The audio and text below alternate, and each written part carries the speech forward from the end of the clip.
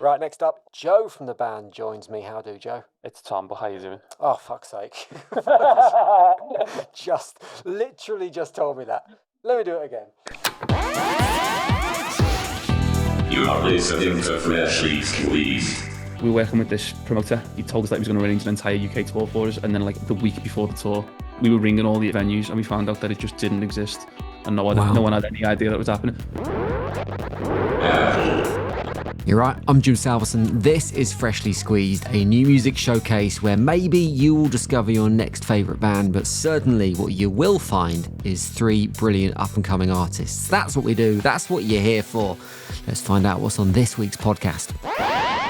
There's some indie rock with classic 80s sensibilities from Lunar Keys. What is wrong in my life, in my head, I go out all the nights. We're going to hear from Eddie Brett, really interesting guy with a really interesting story and making some music that if you like a bit of Streets or a bit of Plan B, you could be really into. I'm getting too old for this shit, man. I just want to get a dog and put my feet up, sit by the fire. And credits to very cool band from Liverpool getting some well-deserved hype right now. Together, I'd drag you down like we were tethered, but now you're floating like a feather. As always, this is your reminder that if you're not following or subscribed or whatever it is called now to this podcast already, make sure you do it. Click the relevant button in the app in which you're listening. It means we know you're there and we'll keep on doing this, but also it means that you'll get the next episode of Freshly Squeezed as soon as it's ready, which will be every single Monday. So let's crack on with the tunes. Now, we're going to kick off with Eddie Brett today, and rather than going straight into the chat, as I sometimes do, I want you to hear the music first. That's how I found him. I listened to the music before I found out anything about him, and you'll understand why I want you to do the same in a bit. So, before we hear from Eddie, this is his brand new tune. It's called Myself. I've done it again. Why is it always me? I'm not 16 anymore, can't get pissed up for a score. Got loose with the contactless, wake up with a sore head thinking what have I done that for? Why can't I just have one? All too familiar scenes, waking up thinking shit what have I done? Cause I blacked out and I can't remember a thing. My mate calls me to fill me in, I know not again. You know, no apology could quite find the words. I'm a nice person at heart and that's why it really hurts. I feel sick, my stomach sinks. I don't have a Scooby and it's baffling. Trapped in a wrapping of remorse, I turn the lights off, get back in bed and pretend that it's not happening.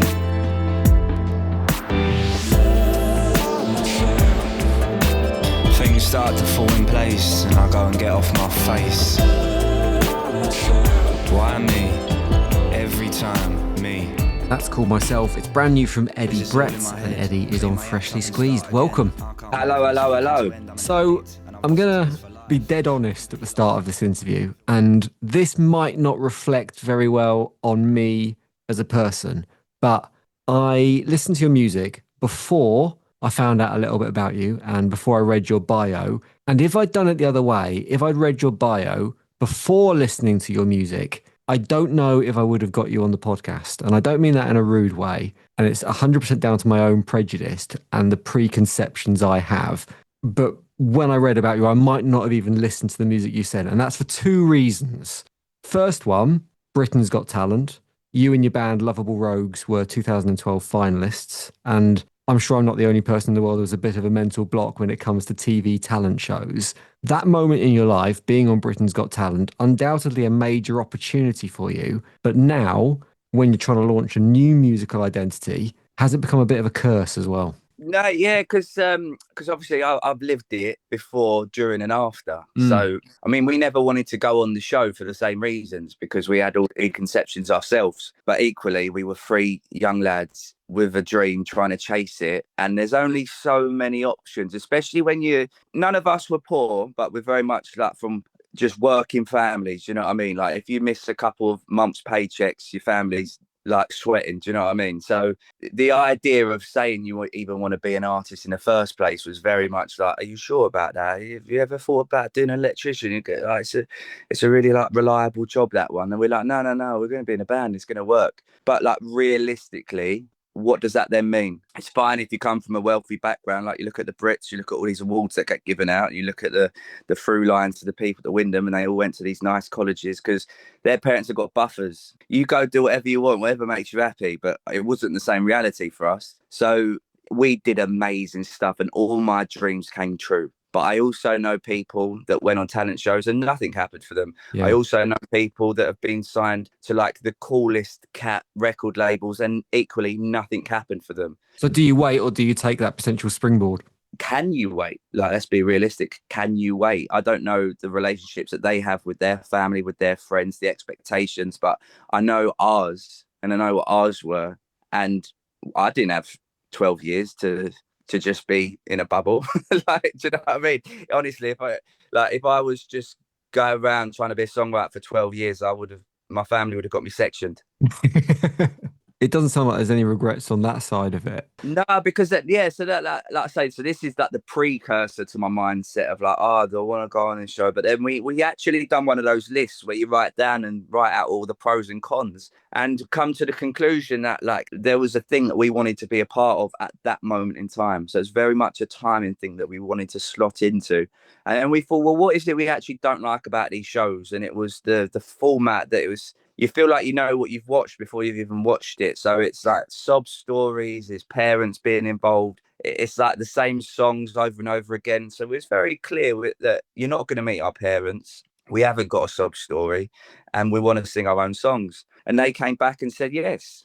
And then the show in itself, it was quite fun. It was just funny being able to, we went on stage, stay in a hotel, and then wake up in the morning and you're in the newspapers. You're like, oh wow! Like that's such a dusk till dawn thing of like 1 minute you're just three lads that met at college, and the next day you're famous. It was like I was walking down the street, had a load of builders singing "Lovesick" to me, and I'm like, whoa, this is cool. And that was what I was after. That was what I was craving in my life. And because I know who I am, when confronted with people with misconceptions, I get it. I totally get it. I've seen those shows enough to watch through a load of dribble and think, oh, this isn't very good. But I also have watched quite a few auditions on Instagram and TikTok and back in the day that I'm like, this is actually really good.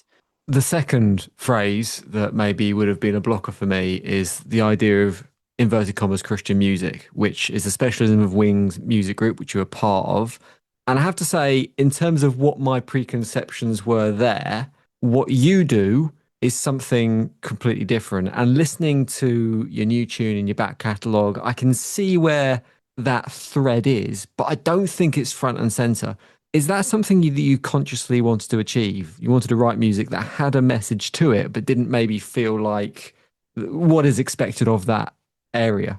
Yeah, but honestly, like I want to say thank you to you for. I know you're setting this up as if like you've treading dog poo or something, and you feel bad saying it. But fair play, like you're still speaking to me, and you still listen to it. So you are doing that thing of just letting the art be the art, and then looking into it after. That's all we can hope for. We can just hope to be inspired by whoever, and then work out the why. So yeah, in terms of the Christian music side of things, to be honest, like. I don't even know. Like, is it Christian music? I don't know. Am I Christian? I don't know. I just know that Jesus came into my life. We can dive into that, of what that actually means, and it changed it for the better. So I was depressed. I was lost. I was on a train of destruction, and then piece by piece, I started getting my life back together. But I'd say like mountaintops came before Jesus, like, and sobriety came before Jesus, and then when I started going to church, it just helped solidify things and helped me stay on the track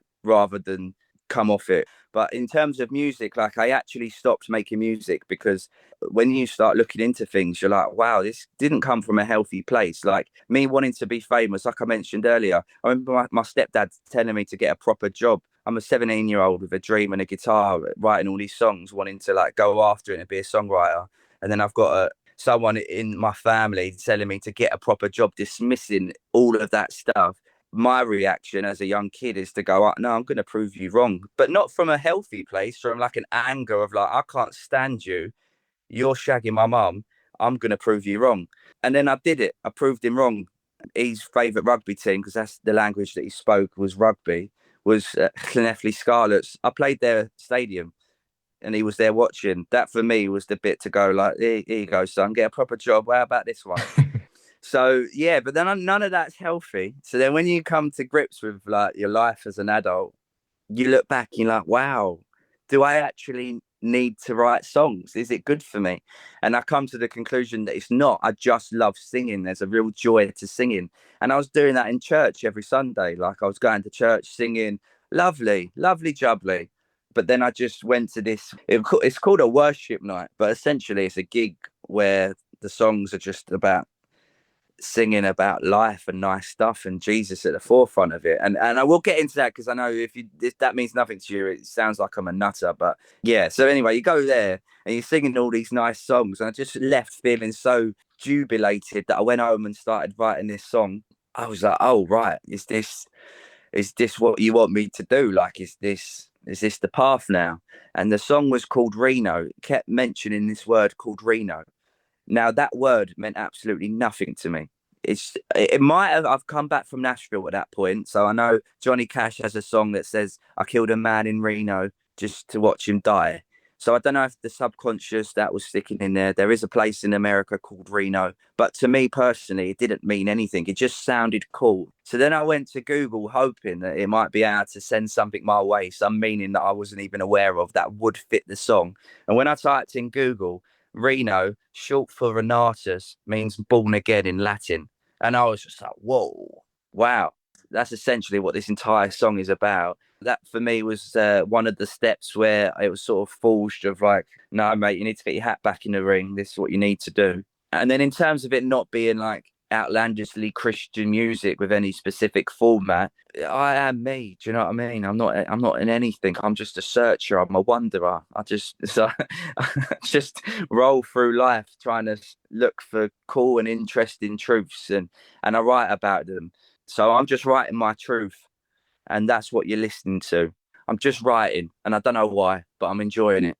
That story of finding sobriety and finding faith and falling off the wagon around the creation of Reno is a hell of a story. I've heard you tell it before and it's online. I suggest listeners go and find it because it's a good story that we can't possibly do justification to now because haven't got time to get into it properly.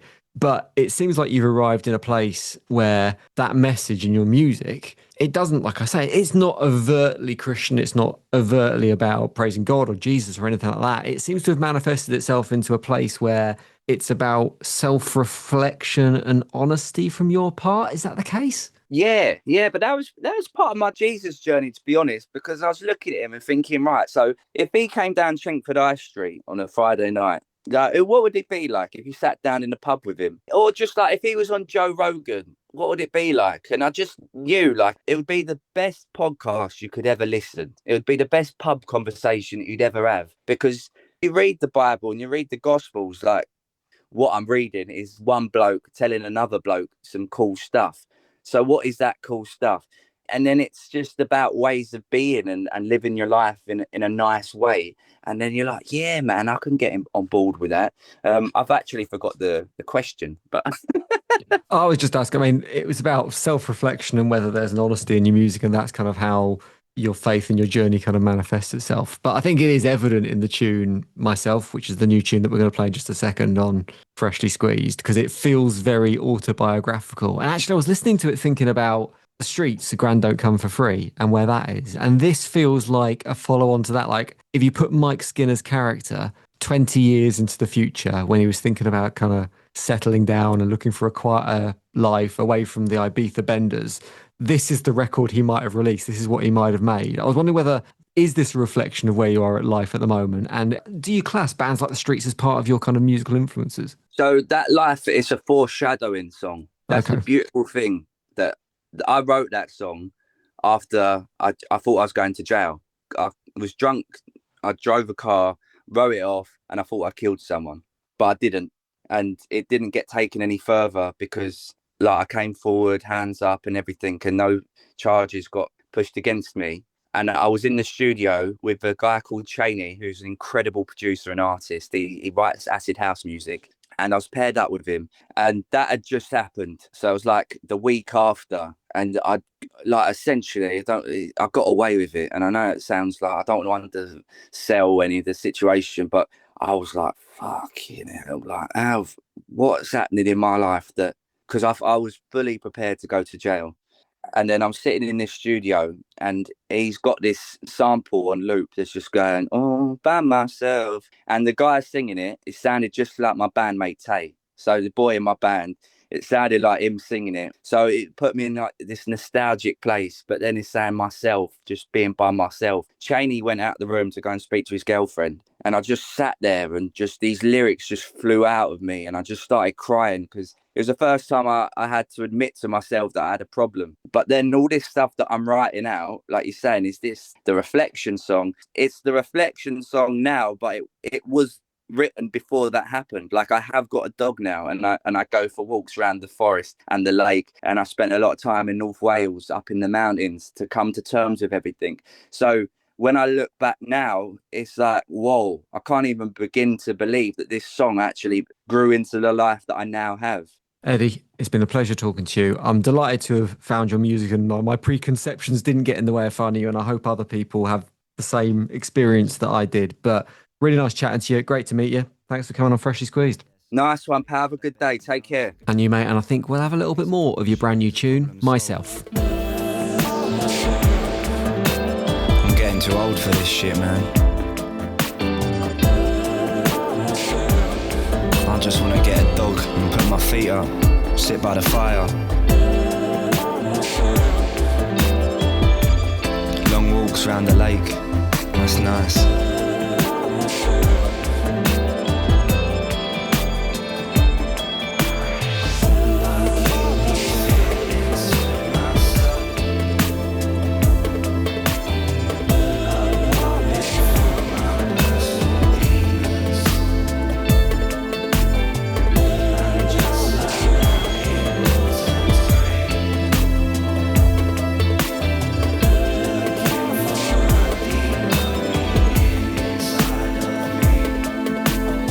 Eddie Brett, Myself on Freshly Squeezed. I'll tell you what, that little chunk of that chat that you heard with Eddie, I'll level with you.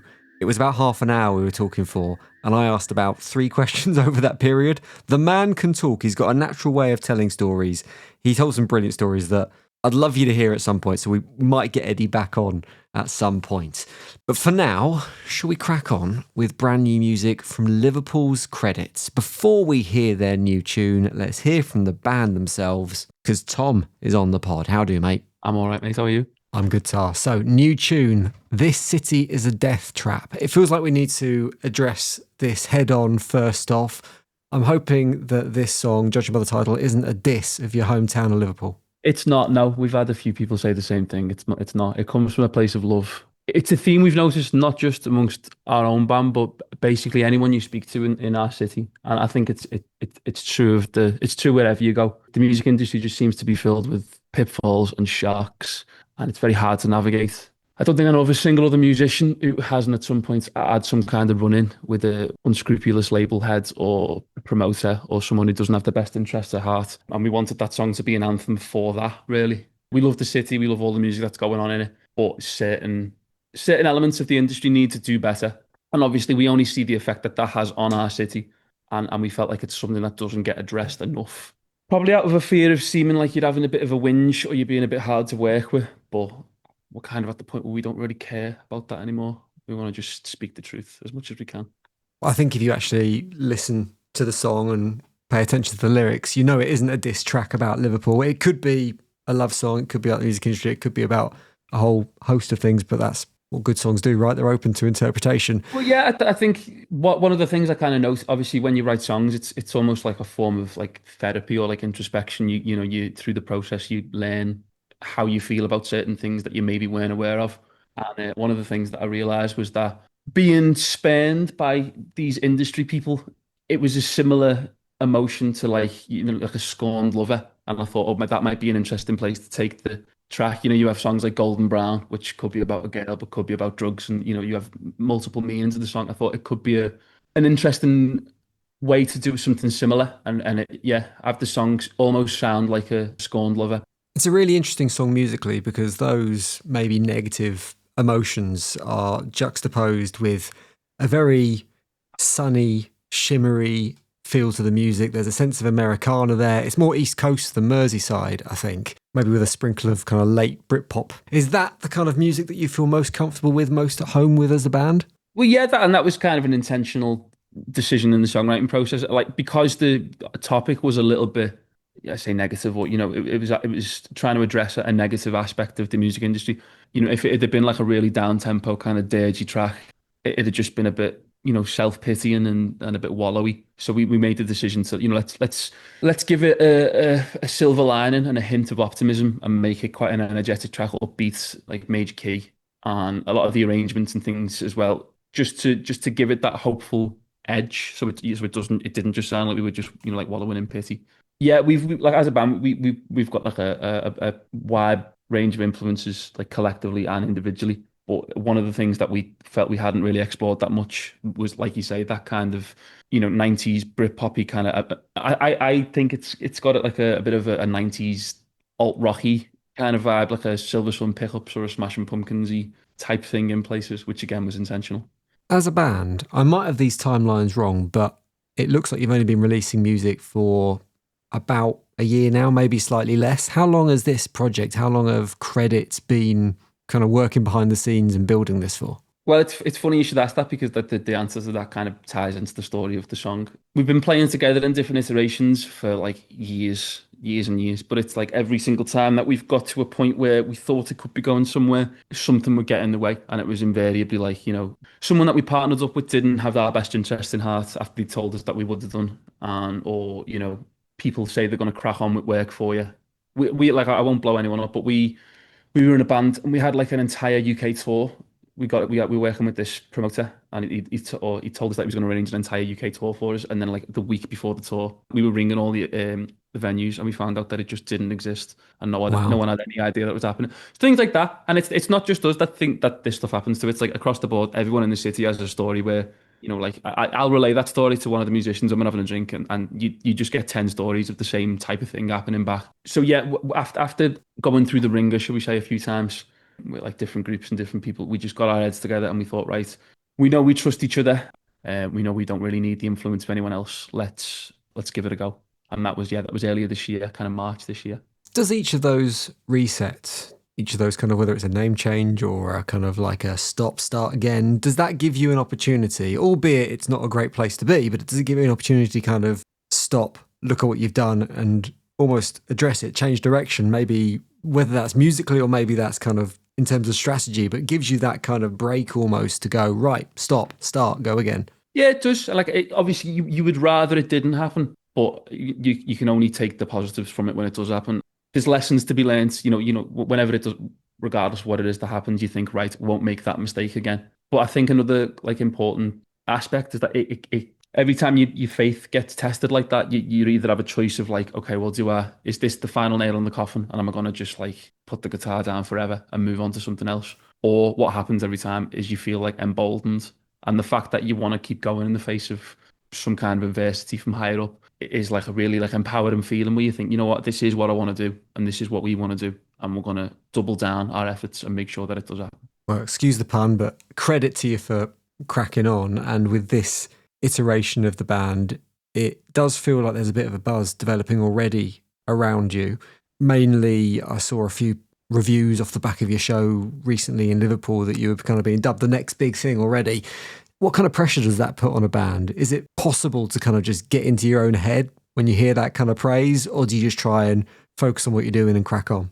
It's nice, like, but you can't focus on what people say and whether or not it's positive or negative. If you hear people saying negative things about you, you'll just want to give up. But if you, like you say, if you hear people saying positive things about you, it's lovely, but you can quickly lose sight of why you're doing things. I watched an interview. I think it was on YouTube. It was the guy out of Queens of the Stone Age, Josh Homme. He said, and I think it's Boss, he said this, I think he said something like, the second you expect anything from music, you expect too much. which I thought was brilliant because it's like the fundamental, most important thing is just, are you happy playing? Are you happy playing with the lads? Are you comfortable with what you're writing? And do you feel like you're writing and performing to the best of your ability? And that's all you can ever really hope to do. And I think if you stay true to that, people will take notice and people will understand that it is coming from somewhere genuine and there's no like artifice to it. That's what we try and do as much as possible. Is just I don't want to say keep it real, but keep it real, really. Tom, well, fingers crossed this time it works out for you, because I'm really enjoying the music and the new tune. This is Death Trap, which I'm going to get on Freshly Squeezed in a second. But nice one for joining me on Freshly Squeezed. Pleasure. Thank you very much. Forever, that's what you told me, but you never. And now I don't know what to tell you.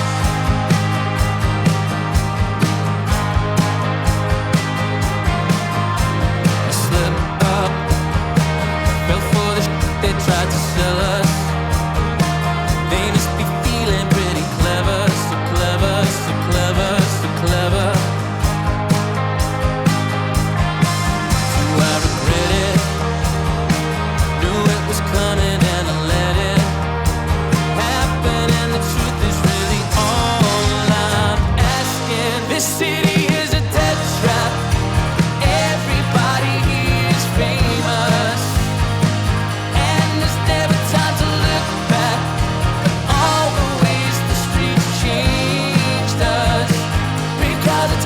By the bootstraps, you always prefer trainers.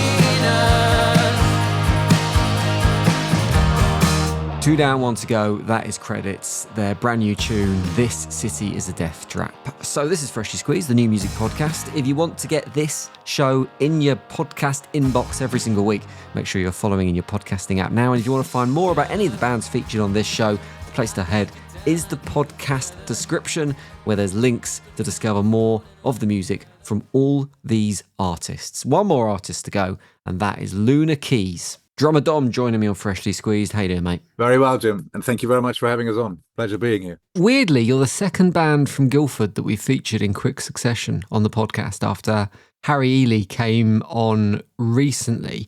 Are we sleeping on a bit of a buzzing music scene in that part of the world? I don't know. It's the honest answer. Possibly. There's a good venue around here, the Boiler Room, and I think they're quite active in supporting local talent. And then obviously there's also the Academy of Contemporary Music, ACM, which attracts obviously people who are keen on playing and probably acts as a breeding ground for bands, I would have thought. When I did speak to Harry, he wasn't aware of Harper's Nightclub in Guildford, which was a venue I was very familiar with in my youth. You guys are a touch older than Harry, I think. Is that a venue you remember? He clearly hasn't lived. To be fair, I've never been in there, but the name rings a bell, yeah. It's one of those sticky carpet venues, so not going in there was definitely the right choice. But let's talk about your new tune, Pure as Protocol. As a band, you say it's about human versus machine, it's about art versus code. Now, obviously, AI and its impact on the creative industry is a pretty big conversation right now. Was that the inspiration here? Yes. I mean, with songs, I like songs that are vague and open enough that people can interpret to a degree what they want in it. But that's certainly the parameters we wanted to lay out. Is that from your own experiences of facing, using, not using the technology? I mean, that's a big conversation. And I think, to me, I'm always surprised how readily humans accept these things, acting as if we had no choice in it. Whereas actually the reality is, if no one would use it, it wouldn't be made or it wouldn't come. So to me, it's just a question mark, are things really as inevitable as we make them? That's what it would mean to me. What it means to other people, listen to the song and see. You've got a producer working on this track with an incredibly impressive CV, Brendan Decora, who's worked with Foo Fighters, Nine Inch Nails, Muse in the past as well. What did he bring to this process? I mean, he made us sound the best we've ever, in my humble opinion, he made us sound the best we've ever sounded recorded. And he probably got us sounding the closest to how we sound live, and preserved a lot of energy that sometimes got lost in the recording process. So we're very grateful to him. And very pleased with what came out. Can't wait to work on the next track with him. Do you find yourself, when you're working with someone who has got a CV like Brendan does? Do you find yourself wanting to sit there and just kind of talk about the times that he worked with X band or when he produced Y band, rather than actually getting to sit down and do any real work? That's a good question. In this particular instance, we just really worked together. And at the end of the day, everyone in this industry, irrespective of how big or small, it's their work, and you get on with it. And I find the more experienced these people are, the simpler the process often is. Brendan was extremely organized, just professional through and through. So a real pleasure to work with, real privilege. I think the sound on this tune, this new one, is a little bit more retro than maybe some of the bands on his CV. I noticed that previously you've cited The Police and Fleetwood Mac as influences, which I don't think I spotted first time I listened, but when I listened back, I could definitely hear both of those bands in this tune. Okay. As a group, are you fans of that kind of 80s pop rock melodies? I think, we're ardent music lovers, and probably each of us would cite you easily 25 plus bands that we love and listen to. The common denominator we tend to find is that we are really keen on timeless classics, just songs that stand the test of time, that have something magic about them, without wanting to suggest that we've cracked how to write them. That's what inspires us. So classic rock songs, really. And our job is to beautifully craft them, hopefully, and to then, I suppose, wrap them in a contemporary, relevant fashion. One of the really cool things you're doing with this song is that you've pledged £1 for every review or interview you do to promote it, and that £1 goes to the charity Mind. So there's another quid in the pot going in right now. Thank you, Jim. Why, as a band, did you pick Mind as a cause to stand up for? So this dates back a while. We've been doing this for most of our releases. The idea came when we released one of our first tracks called Silent Ricochet, which was, talking about the planet and how it could be in better shape, how we could treat it better. And we just suddenly thought, well, actually, this is all being a bit preachy. Maybe we should just put little money where our big mouth is. And we said at the time we'd pledge that we would not ourselves, but via an agency, have a tree planted for each airplay. And that just worked extremely well. And we're now north of 1,000 trees that have been planted. So it became a bit of a thing. We would then sat down and said, every time we released something, which charity could kind of have a relationship with this song. And for Pure As Your Protocol, it probably, the fight between machine and man often leaves mental scars. So Mind was an obvious choice. It's a really cool idea. I like it. What's the current total sit at? We've passed the 250 by far, so the donation is on its way. And thank you so much for being part of making that happen. Absolute delight. Dom, lovely to speak to you. Really like the new tune, Pure As Protocol. We're going to play it on Freshly Squeezed. Cheers for coming on. What is wrong in my life, in my head, in my head? Go out at night, get in a fight, in my head, in my head. I go out all the nights, and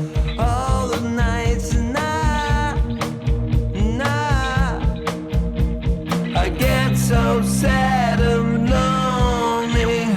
What is wrong in my life, in my head, in my head? I go out all the nights, and